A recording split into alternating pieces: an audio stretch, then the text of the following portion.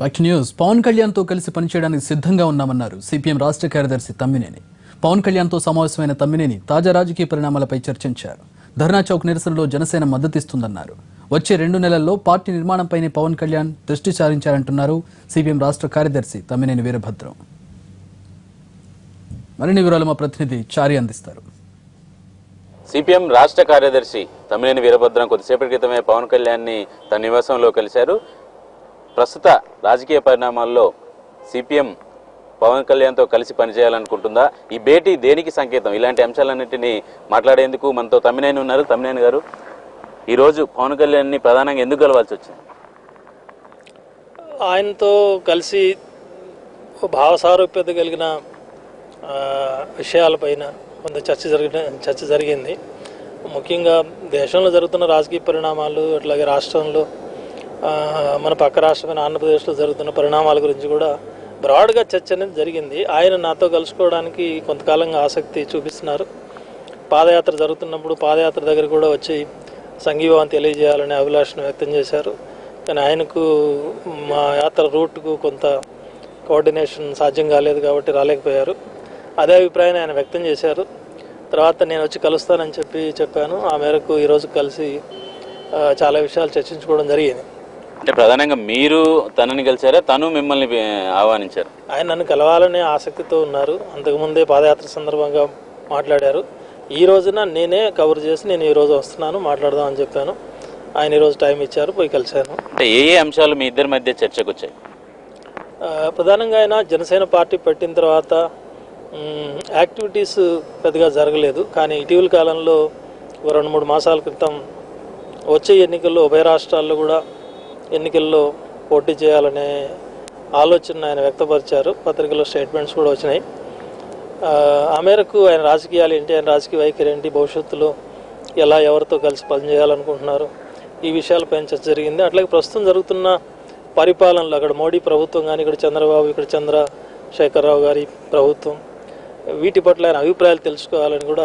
ఆయన అభిప్రాయం ఎలా ఉంది? తెలంగాణలో, ఆంధ్రాలో ఇప్పటివరకు ఆయన చేసినటువంటి పర్యటనలన్నీ తెలంగాణలో ఎప్పుడు చేయలేదు, ఆంధ్రాకు పరిమితమైంది. ఈరోజు తెలంగాణకు సంబంధించినటువంటి అంశాల్లో ఏ అంశాల మీద ఆయన ఫోకస్ చేశారు? మోడీ పరిపాలన కావచ్చు, చంద్రబాబు పరిపాలన కావచ్చు, వీళ్ళ పరిపాలన మీద ఆయన అభిప్రాయం ఎలా ఉంది?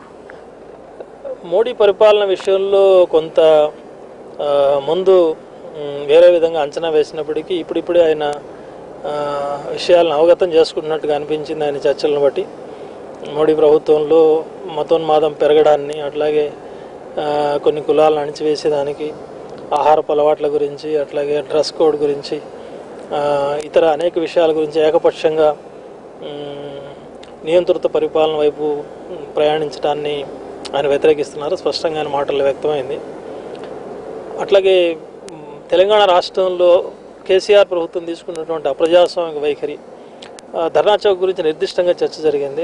నేను ప్రతిపాదించాను, ఇలాంటి విషయాలు జరుగుతున్నప్పుడు ఒక పార్టీగా ఉండి తెలంగాణలో కూడా మరి పనిచేయడానికి సిద్ధపడి ఉండి ఇలాంటి విషయాల మీద స్పందించడం అవసరం, దీంట్లో వైఖరి చెప్పడం అవసరం అని చెప్పి చర్చించాను. వివరాలన్నీ చర్చ జరిగిన తర్వాత ఆయన స్పష్టంగా చెప్పారు, ధర్నా చౌక్ని ఎత్తివేయడాన్ని నిరసిస్తున్నానని చెప్పారు. 15వ తేదీ జరిగే ధర్నా చౌక్ ఆక్రమణలో కూడా వాళ్ళ పార్టీ పాల్గొంటుందని చెప్పారు. అట్లాగే రాబోయే కాలంలో తెలంగాణ రాష్ట్రంలో సామాజిక న్యాయం అంశం గురించి, పాదయాత్రలో లేవనెత్తిన అంశాలు, దానికి ప్రభుత్వం యొక్క స్పందనలు, ప్రజల స్పందనలు ఎలా ఉన్నాయి, ఈ విషయాలపైన కూడా చర్చ జరిగింది. ప్రాథమికంగా ఈ రోజు వచ్చినటువంటి చర్చలో మీకు ఎక్కడ ఏ అంశాలు అండర్స్టాండింగ్ వచ్చింది? సామాజిక అంశాలపైన కలిసి పనిచేయడం అవసరం అనేది, ఆ సామాజిక అంశాలని ప్రభుత్వాలు సీరియస్గా ఇప్పటి వరకు టేకప్ చేయడం లేదు. కాబట్టి ఆ అంశాలకు ప్రాధాన్యత ఇవ్వాలి. సామాజికంగా అట్టడుగునున్నటువంటి కులాల ప్రజలకు న్యాయం జరగాలి.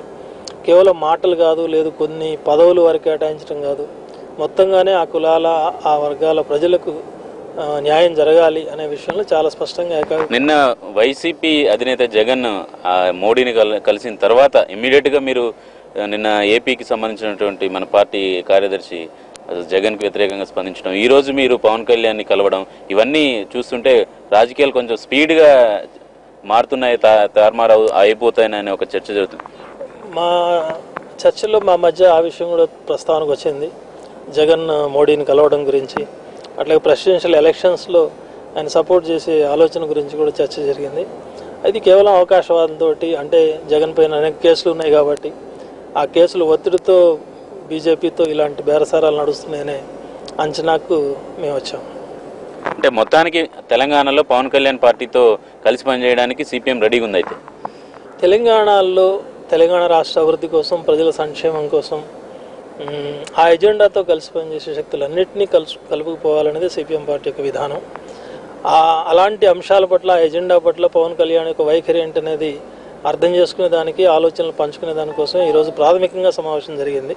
Thank you sir, thank you very much. మొత్తానికి లెఫ్ట్ పార్టీలు జనసేనని కలుపుకొని పనిచేయడానికి సిద్ధంగా ఉన్నట్టు తెలిసింది. త్వరలోనే మళ్ళీ 1-2 భేటీలు కూడా కొనసాగే అవకాశం ఉన్నట్టు కనపడుతుంది. ప్రాథమికంగా జరిగినటువంటి సమావేశంలోనే రెండు పార్టీల అభిప్రాయాలు కూడా కొంత దగ్గరగా కలిసినటువంటి పరిస్థితి కనపడుతుంది. కెమెరామెన్ అశోక్తో చారి, ఎన్టీవీ, హైదరాబాద్.